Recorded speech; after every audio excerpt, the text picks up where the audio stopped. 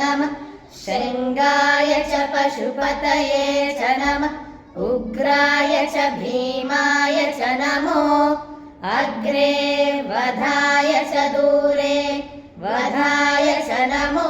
हन्त्रे च हनीयसे च नमो वृक्षेभ्यो हरिकेशेभ्यो नमस्काराय नमः शम्भवे च मयोभवे च नमः शङ्कराय च मयस्कराय च नमः शिवाय च शिवतराय च नमस्तेथ्याय च कूल्याय च नमः पार्याय च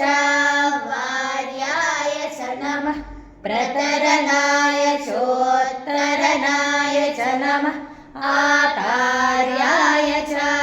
लाभ्याय च नमः षष्ठ्याय च फेन्याय च नमः सिकत्याय च प्रवाह्याय च